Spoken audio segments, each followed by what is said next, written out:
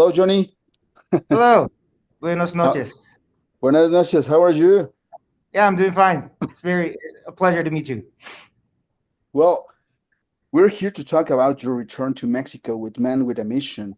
And Uh-huh. what my first question is, as I understand, you're wolves.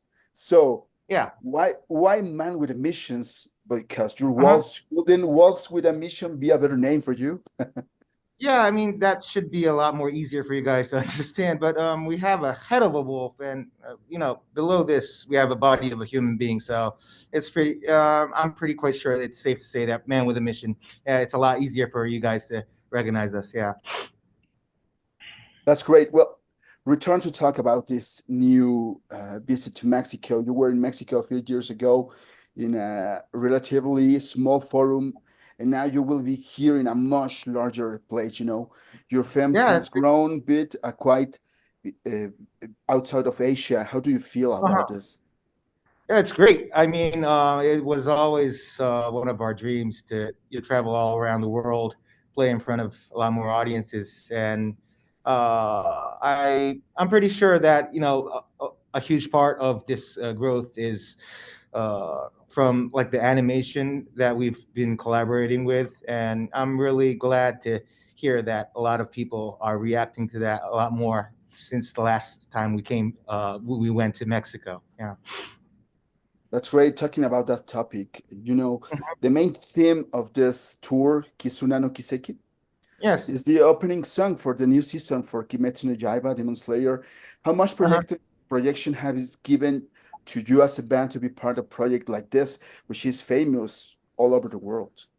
Yeah, it was a great challenge for us. We were already aware that this, project, this animation was really, cutting through, really huge all around the world, and uh, not only in Japan but all over the world. So we've been anticipating a lot of reaction, but it was much more than that. I mean, whenever we play that song or even just post something about that song, a lot of people posted many kind of things on SNSs and things like that. We were aware, a little bit anxious about if we were good enough to fit in that kind of project. But so far, yeah, we're really satisfied what we put out, and more more than satisfied about the reaction that we're having right now. Yeah. That's great. Well, how important is for you as a band to have the support of Crunchyroll, one of the largest platforms of dissemination for Japanese culture? Yes. We've be, we've heard a lot about Crunchyroll. They've been supporting many Japanese bands, of course, animation stuff like that. They're really eager, really full of energy, spreading out the Japanese culture, animation kind of stuff, and it was really an honor and a pleasure to collaborate with those guys. And I believe this time, hanging out with Crunchyroll would be a lot of help for us during this tour as well. That's great. Well, I know a lot of Japanese bands, and much of them prefer to keep the local audience, but you work hard to create an international one Yes, yes. instead of staying just the local one. Why?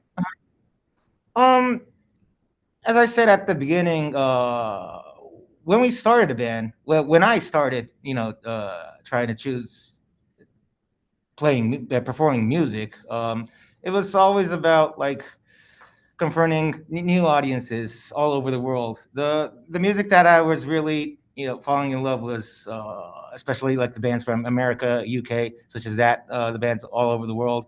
And whenever they played in like such festivals, I don't know, whatever Woodstock, Glastonbury, any kind of festivals throughout the world, the audience seemed to like not just they never thought about like where this band came from. They were always focusing on the band and the music, and that was something that I felt that was really borderless. I've always dreamed about uh, being that part, like being a band making music that makes you feel truly borderless. And whenever the first time I saw that, yeah, I kind of made me yeah, just pursue the dream to try to do something borderless all over the world, and that's why we try to spread out our fans throughout the world as well. That's great. In talking about this, languages often becomes an obstacle when you're trying to combine an Uh-huh. idea, but it does not seems to be a problem for your fans. Uh-huh. Your fans in Mexico or in the US, North Uh-huh. America, the most don't speak Japanese. But do you believe music as a universal language is even more important than understanding the lyrics? Yeah, I do. Perfectly. I'm totally. But at the same time, whenever we play songs in Mexico, you guys sing to the song a lot more than the Japanese audiences. You guys sing it from the top, from the bottom, So I guess you guys really dig into the lyrics as well. Yeah. Well, you fill entire arenas in Japan. Your shows Mhm. are massive, but in Europe and in America, there are more intimate shows. What do you Mhm. prefer, the largest shows or something more intimate for you with your fans? I like both ways, feeling the massive energy of like the total crowd, a lot of people. That's always great, and I've always dreamed about that. But also, confronting the people in in a near area, like feeling that energy directly. That's always lovable as well.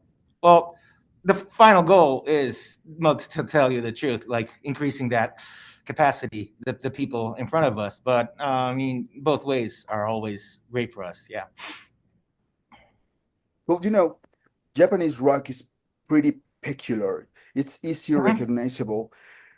When you hear a Japanese band, you know it's a Japanese band. What do Mhm. you think is the special ingredient that differentiates you from the rest of the rock bands of the world?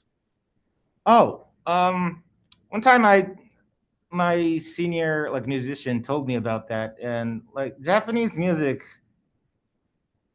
he said that it seems pretty hyper to you guys, like the chord progression and the melody, the whole composition is a lot more hyper than what you can listen to, especially to like the western kind of rock music, and that makes it really peculiar. At the same time, I think I can think about several. Yeah, the Japanese message, the band, not only the lyrics but the sound. It's probably full with like a traditional way of thinking in Japanese that uh, trying to find out like the beauty of imperfection, like impermanence of affairs and stuff like that. It's always about like being positive, but at the same time feeling like also the negative part, also the balance of that, and that makes it really beautiful about the message that Japanese music delivers. I guess that's a really concrete and like the bottom line of what's different from like the Western type of rock music and the Japanese music. Yeah. But as you said before, Mexico has a special fascination for the culture of Japan. Oh, really? Yeah. It's music, it's customs, it's Uh huh. culture, the animation, but Yeah. socially Yeah. we are pretty different. Uh huh. But Yeah. where do I you heard about think this. this loves comes out because we are pretty different? Like genetically, I'm not sure if everybody thinks like this, but I kind of find out like the people in Mexico and Japan, like genetically, are pretty like the same. You guys have black hair, genetically, even in Japan. Yeah, and sometimes comparing to the people in the West Side, yeah, the Mexicans and the Japanese sometimes I think they're pretty look alike, and that's not only the genetic part, but also in culture. You guys have your own genuine culture, like mariachi, the food culture at the same time, and that's as well as Japan. Japan has their own food culture. They also have like the culture and the message that deliver that I was talking about before. And I guess the people in Mexico really respect that that genuine, traditional inheritance of the culture in Japan. And I guess that's why, the people in Mexico are a lot more enthusiastic in what's happening in Japan. Well, Johnny, just for ending, Mhm. you will be here, as we say, for this tour from Kimetsu no Yaiba.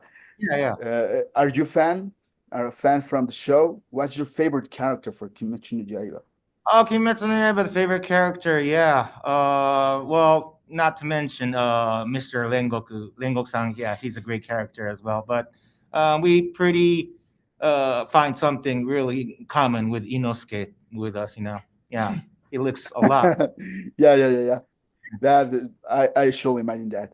Got it. This is Man with a Mission, Junk and Johnny speaking in Summer Inferno. It was a great. It's a pleasure to be on this show, and we can't. We are just waiting for you guys to see our show in New Mexico. Oh, sorry, Mexico City, right? 届きあなた今僕